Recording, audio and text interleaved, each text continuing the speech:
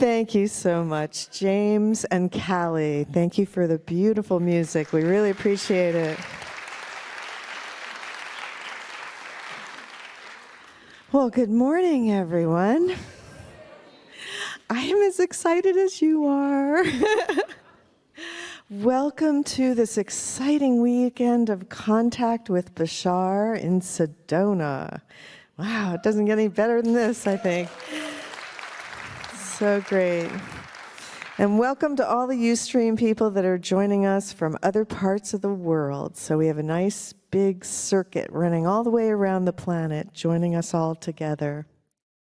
So we did want to show you a video first, and this is all about the dolphin workshop that's coming up in October. So if you feel a calling to that, please join us.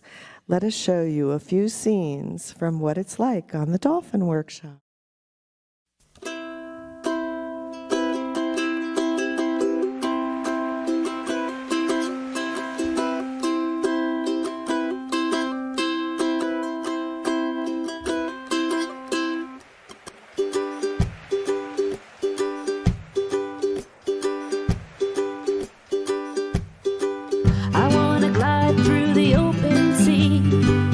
Side by side with you next to me. Oh, when the time is right, you'll glide right back to me. I wanna slide through the ocean blue, right beside you, 2 by 2. Oh, when the timing's right, you'll slide right back to me. Oh, won't you be my guide as we're slipping through the sea?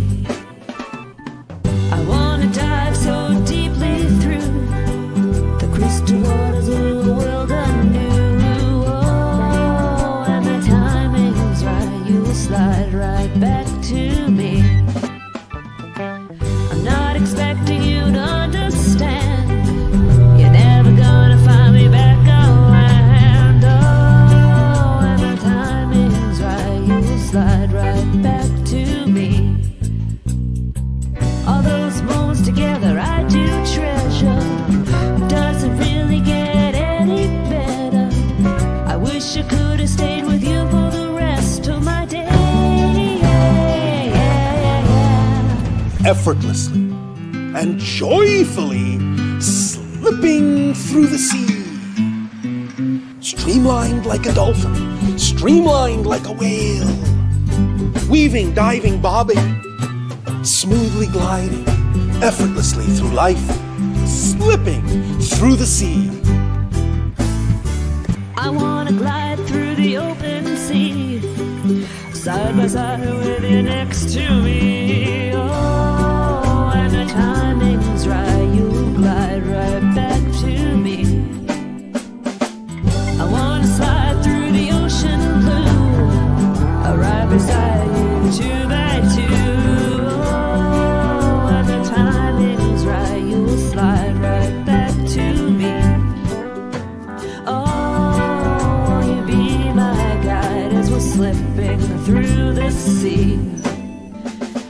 All those moments together I do treasure. It doesn't really get any better.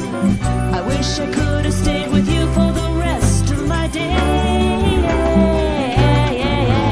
In unity, in harmony, in joy and in love, you drift into the depths of the deep blue sea. Oh, when the timing's right, you'll slide right back to me. As we're slipping through the sea. So if you feel the calling to be in the water with the dolphins like that and have extraordinary experiences, please come. So I guess you're all ready to hear Bashar, huh? So it is my great pleasure to introduce to you the very talented Daryl Enka.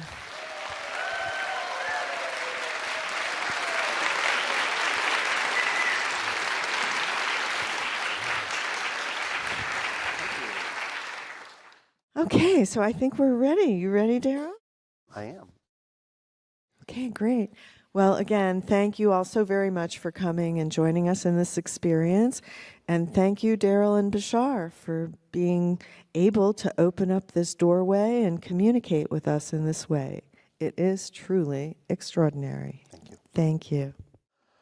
All right, everyone, please have a good time. I will see you later. Bye-bye.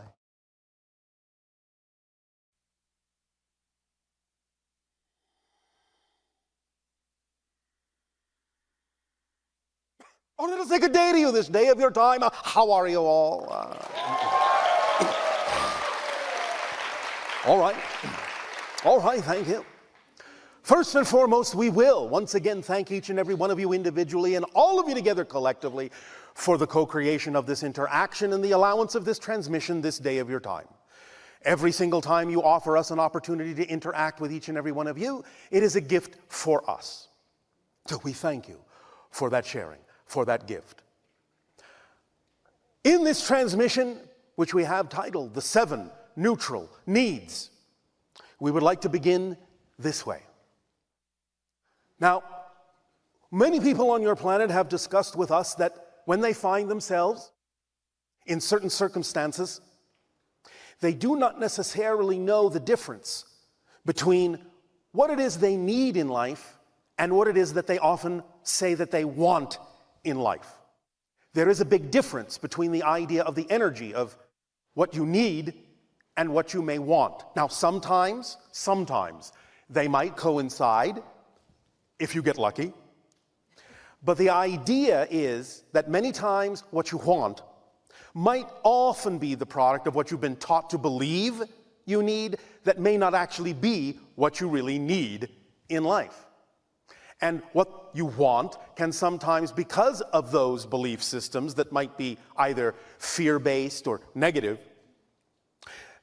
be something that the negative ego thinks it needs to be in control of, it needs to attract into your life in order for your life to be fulfilled.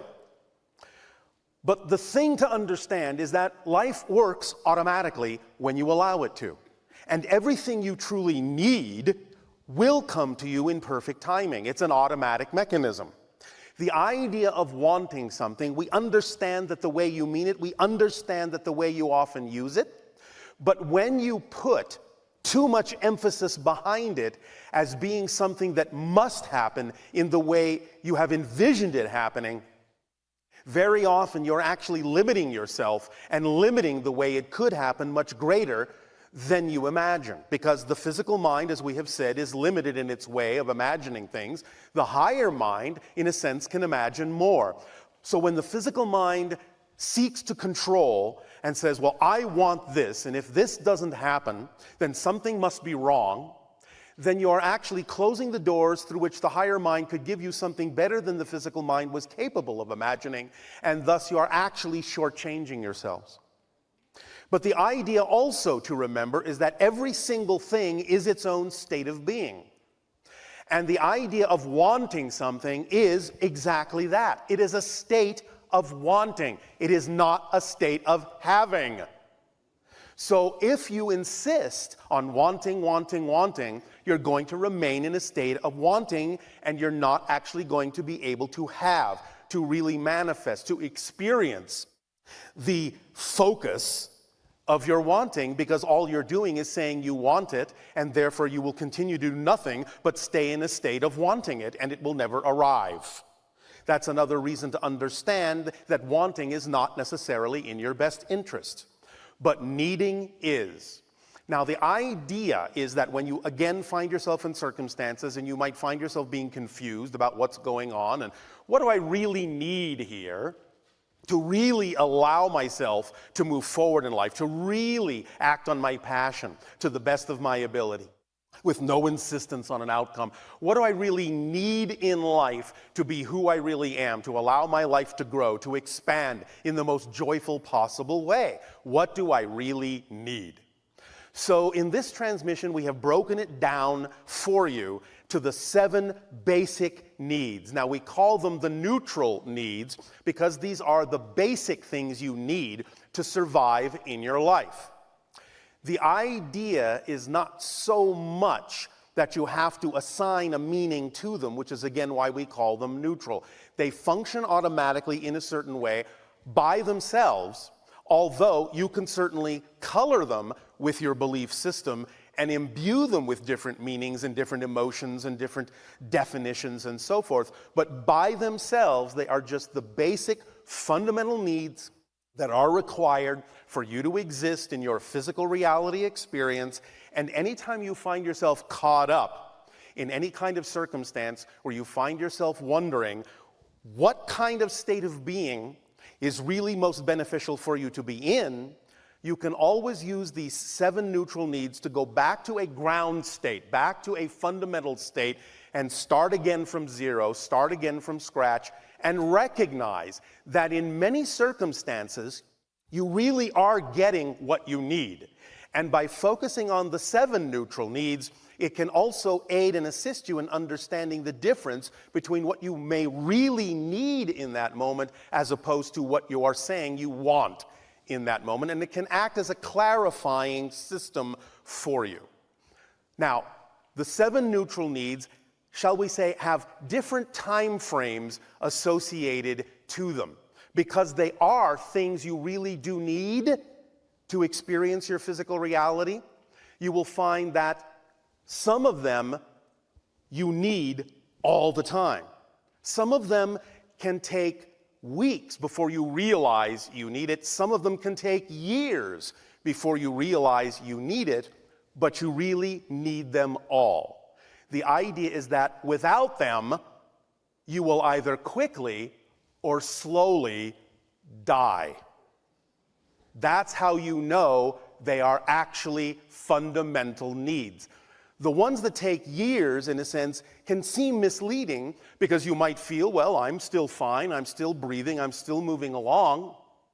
And so you can fool yourself into thinking you don't need it, or that you are altering it in a way that is not really in alignment with the need.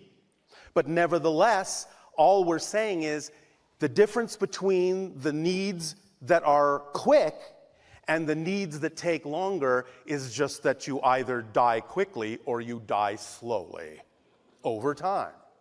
And when we say die, we are also talking about the idea of your energy, your spirit, your willingness to live, your feeling that you belong, your feeling that you fit, your feeling that you are empowered. These things, with negative beliefs, can over time wither, in a sense, and appear to die, causing you to slowly die over time, when you could be living a more vibrant life, a more energetic life.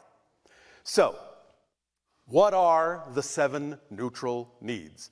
Thank you, we're glad you asked. In order of how long they take to kill you, if you don't do them, we start with, you need air. If you don't have air, you will be dead pretty soon. Within a matter of minutes. So that's the quickest one. You need air to live in your physical reality.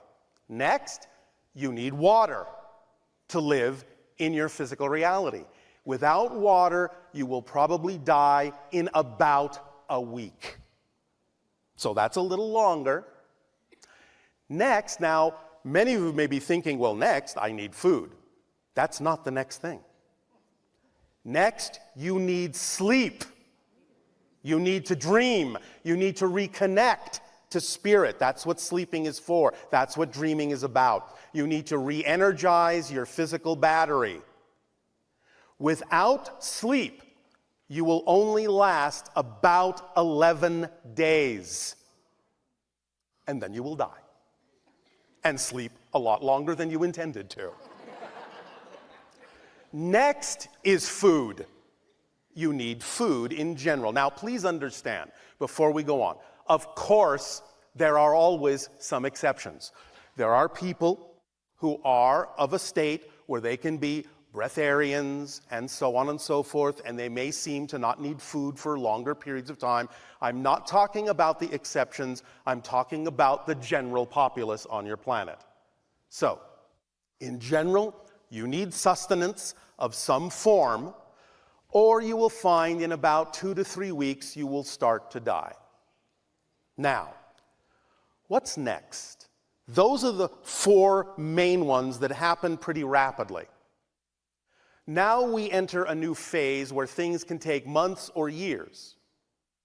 So, what is next is you need some form of shelter.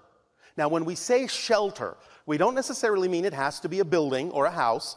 Your environment can be your shelter if it is the kind of environment in which you can thrive. So, for instance, people on your planet who might live on a tropical isle where the weather is always fine will find that that will be shelter enough, and they won't necessarily have to live in a dwelling in the classical sense.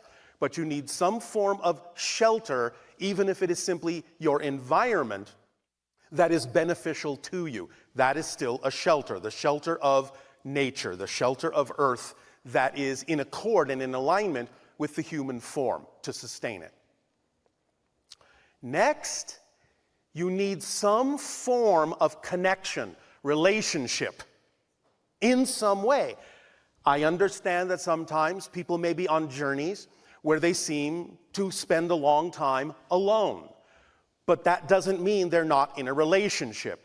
The relationship doesn't have to be with other human beings. It can be with animals, it can be with trees, it can be with spirit, it can be with a rock, it can be with God, but it's a relationship. You have some sense of connection to life, connection to nature, connection to existence and spirit, connection to your essence and your being. You have a relationship with all that is in some form of expression. Without that, again, it may take years, but you will slowly die without that connection. Which brings you back to the idea of sleep, because again, that's what the sleep is for, to make that connection. Now, as we have said, on our world, we no longer eat, we no longer sleep, because we are always connected, we are always sustained just by the energy of the universe. We have evolved to that point, and eventually you will too. But right now, again, as a generality, you will find that most of you need some form of relationship, some form of connection, some form of exchange with consciousness, some form of reflection that allows you to get in touch with the things you need to be more of who you are, the things you need to grow. This is a true need. The final need is what you might call creative expression. In other words, when you allow yourself to be who you are, it must be expressed. This is where acting on your passion falls in. This is where you express the aspect of creation that you are. You express the connections that you've made. You express the energy that has sustained you in life. So you need some form of personal, creative expression that is unique to you, that allows you to know, that allows you to shout that you are alive, that allows you to shine, that allows your spirit to be counted, to be seen, to be known, to be felt, to be understood. Those are the 7 neutral needs. And again, the idea of some of the later ones, like not expressing yourself creatively, not expressing, not stating who you are in some way, shape, or form by following your passion, can take years to kill you if you're not doing it. But you will slowly be dying. Now, again, there may be moments when you go through phases where you're not doing it. That's fine, because, again, those phases may be there to teach you something. As long as you understand that one of the tools in the kit of following your passion is the reflective mirror that reveals to you anything you might be holding on to in your unconscious mind that is out of alignment with your truth, that is out of alignment with what you need, and you allow yourself to address it, then that's the point. That's the purpose of having that moment of discovering something that is not your excitement in that moment, so that you can let it go and add its energy to your overall excitement and express yourself in grander ways. The idea, therefore, paradoxically, of the reflective mirror, while you're following your excitement, revealing something to you that is not part of your excitement, is part of your excitement. To find out what doesn't excite you is part of your excitement, because when something manifests in your life that might be representative of what you don't prefer, you can use that in a positive way by recognizing that it might be there as a clarifying point to show you what you don't prefer much more clearly, so that you can see what you do prefer by contrast much more clearly. That's how to use what you don't prefer in a way that you do prefer. So again, the expression of your truth, the expression of your being by following your passion to the best you're able, with no insistence on a particular outcome, because you really don't know what's supposed to happen. You may think you do, but that's where you go back to the negative ego. That's where you go back to the idea that the ego thinks it has to control everything. That's where you go by the idea of wanting. I want this to happen. This has to happen. It's really got to happen, or something is wrong. Something went wrong somewhere. I'm off my path. No. You cannot be off your path. You are your path. The only way you can experience as if you're off your path is by assuming that something that has happened in your life cannot possibly be there for a positive reason. Remember, remember, remember. This is what you need to remember. It doesn't matter what happens. It only matters what you do with what happens. That's the key. That's the secret. But when you find yourself in a puzzle, in a conundrum, when you feel like you have forgotten, just go back to the 7 neutral needs. Let's see. I'm still breathing. I'm doing pretty good. I've got number 1 on the checklist checked off. Got that down pat. I need some water. Oh, all right. I might be a little thirsty, might be a little dehydrated. All right, glug, glug, glug. Check that off your list. I need to get some sleep. I'm feeling really tired. Why am I tired? I'm exhausted because I've been trying to be someone I'm not, which is the most tiring thing you can do. So I am now excited about resting. Rest, regenerate, connect, re-energize your batteries. Now, perhaps, when you wake up, you are hungry. Get some food. Put it in your body. Whatever it may be that works for you. Listen to your body consciousness.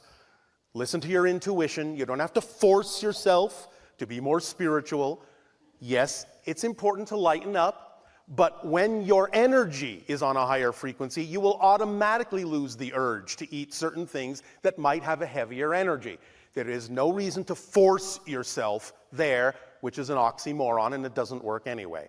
Listen to your body consciousness. It knows what you need, and it knows what you don't need. So, pay attention to that. Then, all right, got that all checked off, those first 4 biggies. And now, some shelter. The idea of, are you in the environment that excites you? Because remember, when we talk about doing what excites you the most and following your passion and acting on it, it has to be a complete thing, a holistic thing. Doing what excites you, in the way it excites you, how it excites you, where it excites you, with whom it excites you, will automatically allow your synchronicity to lead you to the place that is most representative, that will bring you the form of shelter or environment that you need to allow you to be who you really are and continue to grow. And also the idea of connection. It will again synchronistically bring into your life all those of whatever type of being that really is most representative of the connections you need to make in order to discover more relationship, more about yourself, more reflectivity, more information that you might need to add to your understanding of your being and your theme of exploration in this life, and help you grow and expand. And then finally, yes, the expression of who and what you are. Your purpose in life is to be you as best as you possibly can. That's your purpose. The expression of your purpose will be as different as there are as many people, because that's just an expression of your purpose. Your passion is the expression of your purpose. But the vibration, the frequency of your passion is who you actually are, is your frequency of existence, is your essential self. So expressing yourself, acting on your passion to the best you're able with no insistence, so you don't get caught up again in that idea of wanting, which isn't necessarily aligned with what you truly need. And if you can check all those off, you're doing pretty good. You're really doing all you need to do. You're really doing the best you can. And you can start relaxing into the idea that life works automatically. You can start allowing synchronicity to work for you in positive ways rather than negative ways. Because remember, synchronicity is always working. Always. It never stops. But there is negative synchronicity. And when you buy into negative beliefs, fear-based beliefs, then you are feeding the machine with negative energy, and it can only produce negative synchronicity and allow the things to happen or not happen that will continue to perpetuate the idea of the downward spiral of negative synchronicity. But when you feed it the positive energy and stay in the positive vibratory state, no matter what's going on, no matter how it looks, you are feeding the machine with the positive energy that will allow you to experience synchronicity in the positive way. This is just physics. What you put out is what you get back. Because physical reality isn't real. It's just a mirror. It's just a projection of your consciousness. So, allow yourselves to always go back to those neutral places. Allow yourself to recognize that you have what you need. And if you're going to find yourself wanting, then at least want what you need. And nothing else. Because what else do you need but what you truly need? You already come in with everything you need. It's not always manifest. You don't always see it right away because there is a timing to the unfolding and the appearance of these things. But all that timing is baked in. It's there, right here with you. You don't have to force it. It will happen in perfect timing. That's the way it's designed. That's the way it's structured. So remember, many people on your planet talk about the idea of, well, surrender to it. Surrender to the flow. And many people, because of the way you've been taught to believe things, think, oh, surrender. Well, that means I'm giving up control. No. Surrender is simply giving over to the control you already have built in. Surrender is giving up on thinking that the ego has to control everything. All the ego has to do is keep you focused in your physical experience and go along for the ride. That's all it's designed to do. That's all it needs to do. Don't burden the ego with more than it was designed to handle. Otherwise, it starts getting a little bit crotchety. And it turns into the negative ego. Oh, you want me to handle that? Oh, okay. Oh, wait, I have to have this too? Oh, all right, now I have to make that happen? Oh, I'm beginning not to like you very much. So I'm going to start playing some dirty tricks on you, and I'm going to make you think that you need to have this when it's just a want. See if you like it when I overburden you with the things you've overburdened me with. Yes, the ego knows how to play that game. So let the ego do its job of simply experiencing your life, allowing you to have the focus to experience a physical reality. Because remember, that focus is all it is. It's just an imposition on yourself of a particular point of view that allows you to experience something called physical reality as if it was real. It's not. Your natural state is non-physical, so to speak. Your natural state is spirit. You never leave spirit, ever. You're just dreaming that you have left spirit. You are having a dream in spirit that you're not in spirit. That's what physical reality is. It's just a focus. In the same way that when you go to sleep and you have a dream, and it seems very real, and then you wake up and you go, oh, well, no matter how real that felt, this is who I really am. Well, no, not really. This is actually the dream. You've just gone to sleep. And when you go to sleep at night and you dream, that's when you actually have woken up. Because you are more of yourself in that state, more connected, more aware to your spiritual essence. That's why time doesn't make sense in dreams, because in the spirit realm, time is that malleable, that flexible. It doesn't really exist in the same way, because it's just part of your dream that it exists.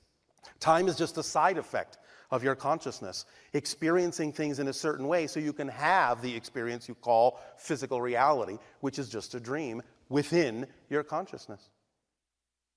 Is this making some sense? All right. Then, at this time, we will thank you for allowing us to share these ideas with you. And I would like to then return the gift you have given us by asking, in what way now may we be of service to you? If you wish to begin with your comments and questions, you may do so if you have a need. Nice to meet you. I'm Yurika Good day. from Japan. Konnichiwa. こんにちは。Thank O genki you. desu ka? はい。最初に私は Speak up, speak up. I usually using Japanese, so he can. Do you have a translator? Yeah. All right. 最初の2つ質問があるんですけれども、大丈夫ですか？ I have two questions. Is it all right? Well, that was one question. それがもうすぐ分かるよ。 So now I guess you have three. So what are the other two? 3つありますね。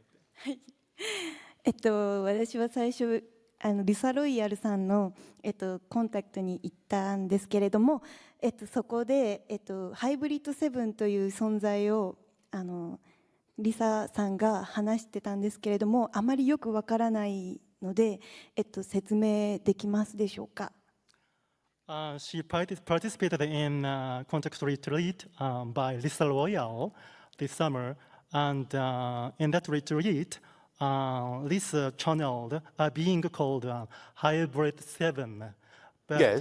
But she doesn't understand that being, so well. So do you have any idea what kind of being is this? Could you explain that? Yes. The concept that is being referred to on your planet as Hybrid 7 is a recognition that eventually, as your species on Earth evolves, you're going to evolve into what we have called the 6th hybrid race. But then all of the 6 hybrid races, including us and the others, will merge eventually in the millennia to come into the 7th hybrid race. So Hybrid 7 is a symbolic energetic reflection of the ultimate hybridization, the ultimate evolution of what you now consider yourself to be as the human race. I will give you time to translate. ハイブリッドっていうのは5種類いるんですけど、これ別にマイク入らなくていいよね。5種類いるんですけど、その5種類とあと6番目のハイブリッドっていうのがこれから地球がそうだね、日本人もいるし、で6番目のハイブリッドっていうのがこれからの地球のそのメインの存在になるんですよ。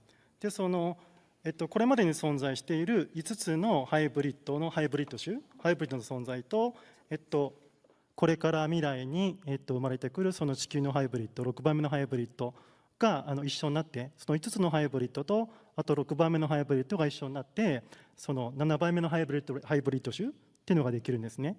でそれっていうのはそのハイブリダイゼーションプログラムって聞いたことあります？ Did I really say all that? I'm explaining more Yes, I know. concretely so that she can understand that. Do you understand? わかりますか？少し少しです。I explained just half of you said. All right. And, Well, you can explain it in more detail later. What is your next okay, question? sure. 次の質問どう何か。次の質問は、個人セッションの時にドラゴンのことを調べた方がいいと言われたんですけれども、西洋のドラゴンと、日本をはじめとしたアジアのドラゴンの違いっていうのは何でしょうか？ Okay. She wants to know the difference of the way, in the way, she wants to ask about the dragons. And so she wants to know the difference between how the dragons are told in the West and how the dragon is told in the East. There's a difference between the way the Yes. dragons are told. Yes. Well, in a sense, it's a cultural interpretation. ある意味それは文化的な意味付けの違いによります。 The idea of the dragon is a symbol of a connection to an ancient source of wisdom, an ancient source of knowledge. ドラゴンっていうのはその古代の知恵というものを象徴している、古代の知識というものを象徴している、そういうシンボルです。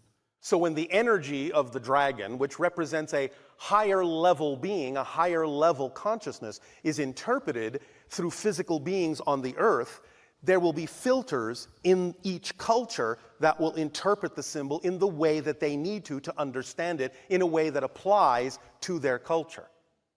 でその工事の存在をこの第三密度の世界に下ろしてくるときに、それを表すときにそのフィルターがかかるんですね。そのフィルターっていうのはその文化的にそれぞれのフィルターっていうのは違っているので、その西洋のフィルターだったら西洋の文化的なフィルターの色付けによってその工事の存在が形作られるし、で東洋だったらその東洋的な文化のフィルターを通してまた違った形でその工事の存在がI explained too much 色付けられるっていう感じなんですよ。Well, I said a mouthful. A dragon is a representation in your reality of a higher level, multidimensional being that has many facets, and therefore, like a hologram, those facets will be seen from different perspectives and will be represented in different ways because it is channeled through into your reality different facets for different belief systems, different perspectives. But it all goes back to one kind of being or one level of consciousness. ドラゴンっていうのはすごく多次元的な存在で、いろいろなその角度からそれを解釈することができるんですね。だからその一つの角度から解釈するとこういうふうに見える。でまた違う角度から解釈するとこういうふうに見えるっていうそういう違いが出てくるんですけど、でもそれは元をたどっていくとその一つの高次元の存在、一つの一なる高次元の存在なんですけど、そういうフィルターの違いによって違って見えるんです。Does that make sense? Make sense. ありがとうございます。Thank you so much. はい、どういたしまして。Thank you.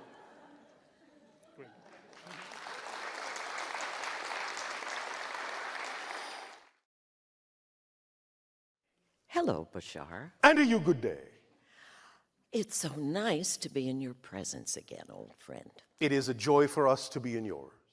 Now, my question is, can you help me get a perspective on what's going on in our crazy political system? Yes, You know? I can tell you that what's going on in your crazy political system is that you are all crazy. We are. Now, to go into deeper detail, as we said a little while back in your terms of time, everything would change in the fall of 2016. I Yes. guess you now believe us. Yes, this is our gift. It is a gift. Because here's the way we framed it. Before that particular threshold crossing, many of you were floating down a gentle stream. Now suddenly you're hitting the rapids. Something very unexpected has happened, upset the apple cart, as you say, went in a direction you least expected. You're riding the rapids. All right, but remember this. If you learn how to maintain your balance in the rapids, you get downstream that much faster, don't you? Yes. So it's actually an opportunity for acceleration in the direction you actually prefer by riding the wave of what you don't prefer in a positive way.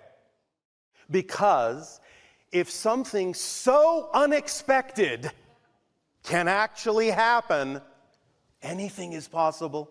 Yeah, okay. And if you okay. understand how to stay in that state, that frame of mind, that energy, and that attitude, then that wave, no matter how negative it might seem from one point of view, will push you along much faster as long as you maintain your bubble reality and contain within it the energy state that you prefer. Remember that what's happening now is literally, this is not a metaphor anymore, literally a splitting into different parallel realities. Yes. And so even though you might still be able to observe the other parallel realities and the people in them that might be representative of what you don't prefer, just because you can observe it doesn't mean it has any ability to affect you.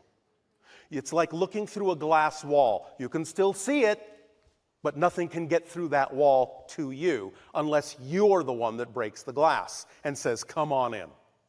Do you understand?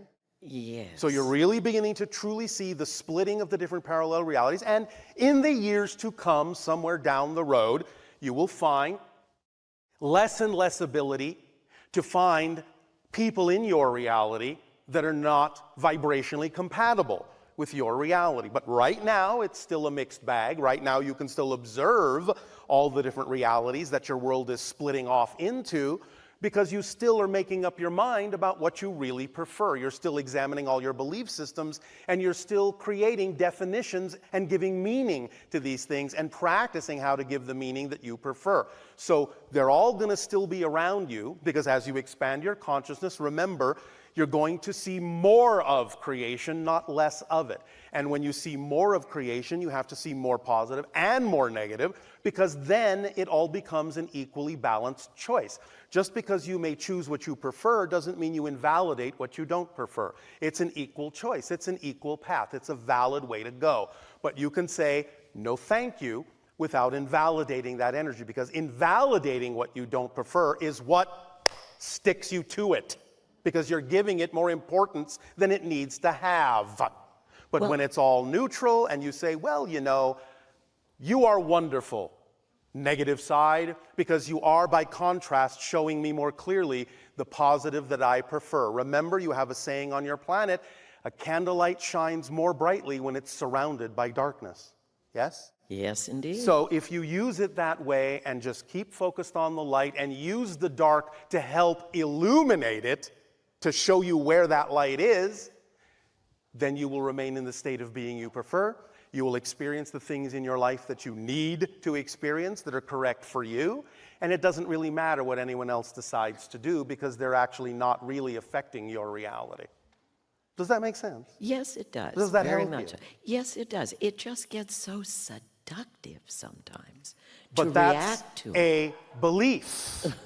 Yes? Okay, yeah. That's a yeah. belief system. If you're saying that the negative side, the dark side is so seductive, Well, my reacting to it. but the mind only reacts because you believe what you believe. Oh, You're okay. giving the mind something to react to. Okay. Remember, there is no such thing as an emotion in a vacuum. Yeah. You cannot feel anything until you have a definition of it. So when you have a feeling, that's your first clue. You must be defining and labeling something in a certain way in order to have the reaction or response that you're having. Okay. You can always then backtrack from your behavior, your thoughts, your emotions, to the question, what must I believe is true about myself in this situation in order to feel, think, behave the way I am? Got it. That will reveal the definition, and once you reveal the definition and bring it to light, then you can say, well, this makes no sense. Why am I buying into this definition? It doesn't really serve me. And then it's gone, because as soon as a definition makes no sense, you don't hold on to it. If you still do the same things, all that means is you haven't found the fundamental definition. Keep looking. Okay. Does that make sense? Absolutely. Does this help you? Absolutely. Thank you very much. You are very welcome.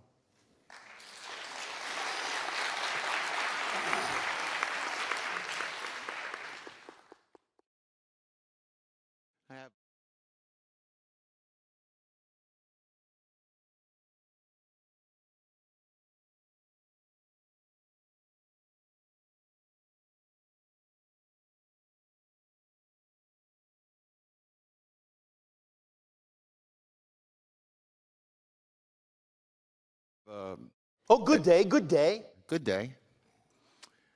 I saw a rectangular shape floating in the ocean a few years ago, and then an orb in red in color came towards me. And then right after that, I felt as if though I was taken down into the ocean, into a cave. How exciting. It was very exciting. And And then so- I saw this blue, like pulsating thing inside of the cave, and I knew to put my hands on it. And as soon as I put my hands on it, I was thrust back through the water and back onto land. And then I went underneath of the trees, and I saw the roots of the trees. Yes. And I was wondering if you would like to bring some clarity to the situation to me. You experienced a dimensional shift that was instigated by making a contact with certain forms of consciousness that are capable of doing that and helping you project in those interdimensional ways so that you can experience your physical reality from a broader spectrum, from a broader perspective. Congratulations. Thank you. Was it fun? It was very fun. All And it right. affected my life to where I feel as if though I'm now learning who I am and what I'm here for. Many times, many of you will be given these kinds of, shall we say, triggers, these experiences where there is a certain vibration attached to it. From that point forward, understand that whatever that felt like at that moment is the frequency now to come from in life and act from in all the things that you do. You're given the frequency that is representative of a more holistic representation of yourself. So even when you remember what it felt like, even if it doesn't feel exactly the same again, know that you're in the correct state just by remembering what it felt like then. Because here's the trick. Remember, you cannot perceive what you're not the vibration of. So even the ability to remember what something felt like means you already are in the state that gives you the ability to remember that experience. So that's the trick. Just by remembering the experience and what it felt like, you're already in the state, even if it feels different. It's going to feel different because you're different, and you may need to apply it in a different way. But you can use moments like that, should they occur in your life, as markers and reminders of the energy state that is most you, and thus to act from that state in all the things that you do that are representative of your passion in life. Does that help you? Yes, it helps very much. And also in southern Colorado, there's an area called the St. Louis Valley. Yes. And there seems to be a lot of occurrences there that would replicate helicopters from the early 1950s appearing to people. And I was wondering if you knew what it was that was occurring in the St. Louis Valley. Well, it's a couple of different things going on in that vortex, because it is a strong vortex. It is a strong interdimensional gate. Now, a few of the things are actually interactions and visions of things that are, in your terms, going on in the 50s, because remember, everything actually exists all at once. And sometimes when the vibrational gates between different time frames as you create them in your consciousness sort of match or align or dissolve for a moment, you can peer into what seem to be other time frames. However, some of the other things that are going on in that area are organizations you might call deep cover organizations that exist sort of parallel to your governments that will often use outdated machinery to confuse the people that might see them. Because if somebody says, hey, I saw a helicopter from the 1950s, oh, well, you're nuts. You understand? Yes. And there's a few other things going on there that we will not get into at this time. Does that help? It helps very much. Thank you. You are welcome.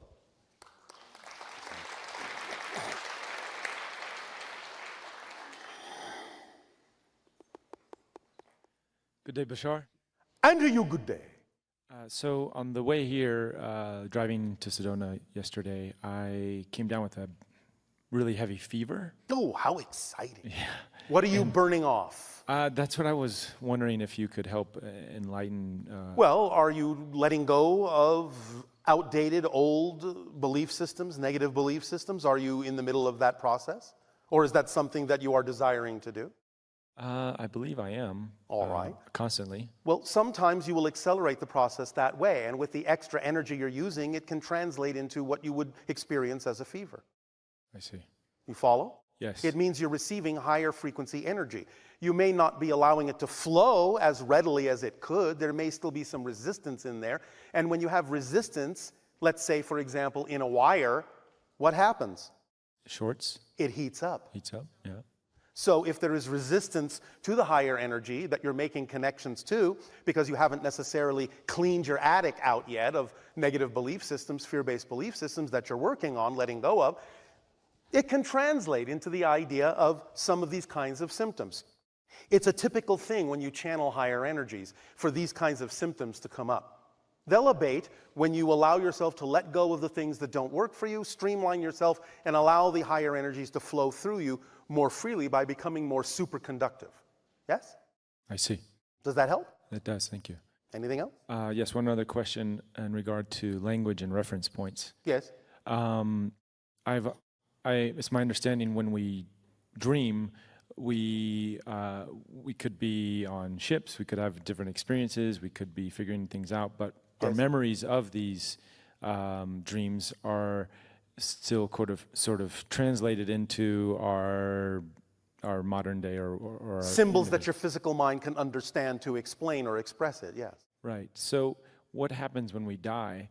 Are we able, or do we get lost, or what if there's get lost? Not no, lost. You get found. Get found. I guess reference point wise, if we don't have the reference point or the language, how do we make sense of it all? Well, remember that language is a secondary translation of the idea of the expression of concepts within consciousness. So you simply immediately have an understanding. You might call it telepathy, you can call it what you want, but you have an immediate recognition and understanding of concepts that come to you whole. There is no need for the translation through language anymore because you're getting the concept directly in your vibrational state. Because that's the first way that information is delivered, is simply through resonance, through vibration of energy. I see. Does that make sense? It does. Is there a way to have that direct experience? Of course, in you a have it dream all state? the time. I guess Have you never experienced the idea of what you people typically call an immediate gestalt or a download or an aha moment where you just get it? Absolutely, yes. That's what it's like. You just get it. It's just all there. Are there any techniques we can do to just get the Follow dreams? your highest passion to the best you are able with no insistence on the outcome, and everything that needs to happen for you will happen in the correct timing. That's the formula. That's the tool. Yes? Yes, understood. Does that help? It does, thank you. Thank you.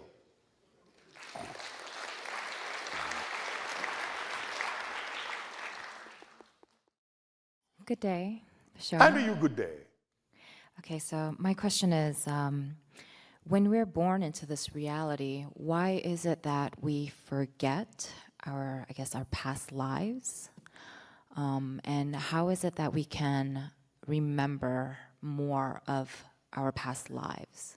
All right, well, first of all, you forget your past lives because you don't have any. None of you do. Everything exists at once. The past is an illusion. What you're calling past lives, you call that because you're coming from a linear space-time frame of reference. The idea is that you make those connections to other simultaneous incarnations that exist exactly at the same time you do. When you come from the present, you make those connections. You say, I need to make this connection, I need to make this connection, I need to download information and experience from that person in that life, and that person in that life, and that person in that life. From my perspective, they may seem to have lived 300 years ago. From this perspective, they may seem to be living 300 years in the future, but these are the connections I need to make from the present in order to download the information I need to help me with my theme in this life, just as they may be doing the same with me to download information that helps them with the themes they're exploring in their lives. It all happens in the present. There's no such thing as a past life in that context. Do you understand? Yes. But the bigger question is answered this way. You forget so that you can remember from a new perspective. Because if you only exist in a timeless state, there's no change, there's no growth, there's no difference.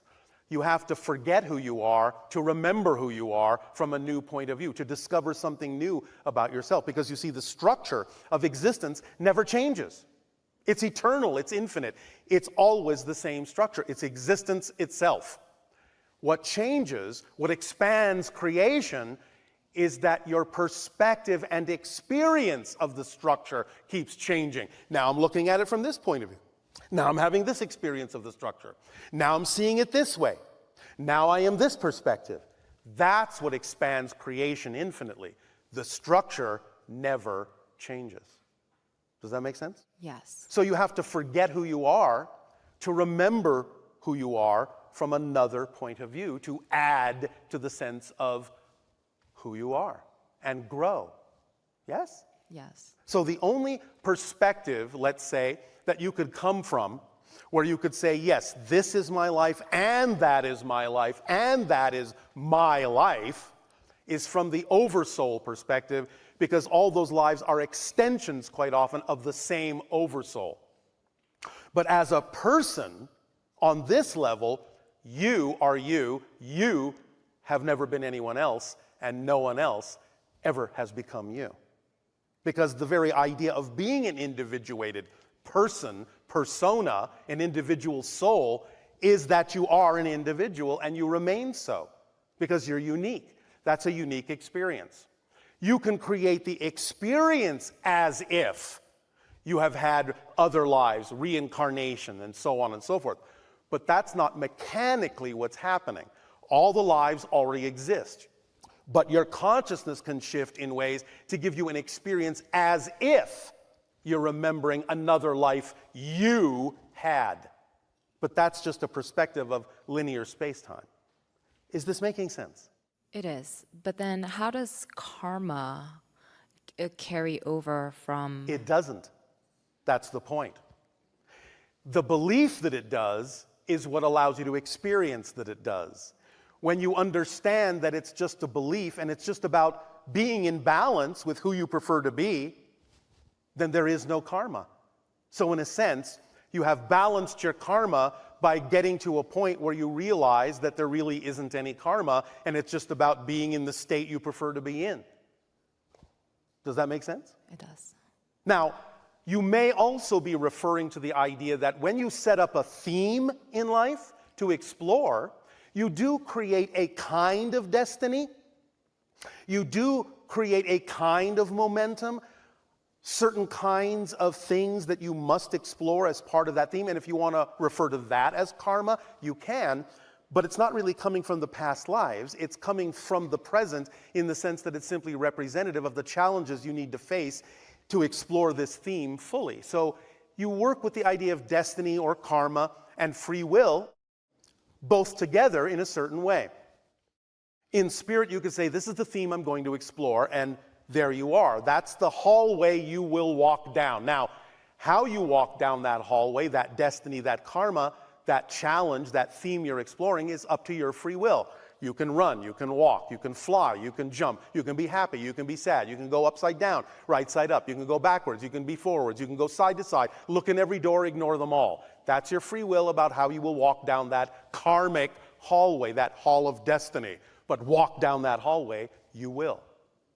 Although, in your modern day and age, because you are expanding your consciousness more and more and more and more, one of the options that's now available to you is to actually change your theme without dying. You can finish one theme, you can finish one hallway, one destiny, one karmic route, and actually create another while you're still alive. More flexibility, more malleability, more freedom is now a choice on your palette, a new color for you to choose. Yes? Is this making some sense? Is this helping? Yes. And I've got one more question. I beg your pardon? I've got one more question. I beg your pardon?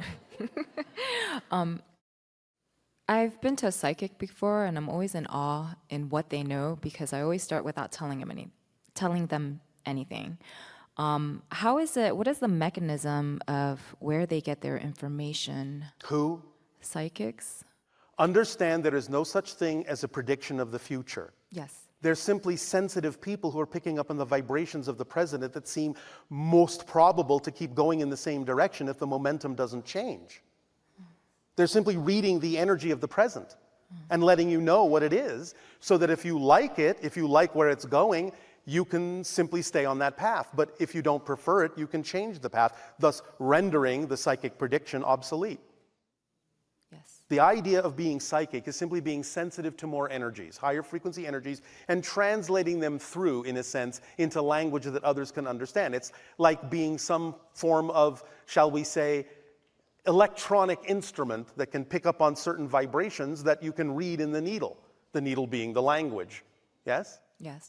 So that's all. But as you follow your passion, as you do that to the best you are able, as you do it with no insistence on a particular outcome, you increase your sensitivity to higher frequency information. Yes. It's as simple as that. An example of that idea is the way our society functions in pure synchronism. Everyone is exactly where they need to be, when they need to be there, with whom they need to be.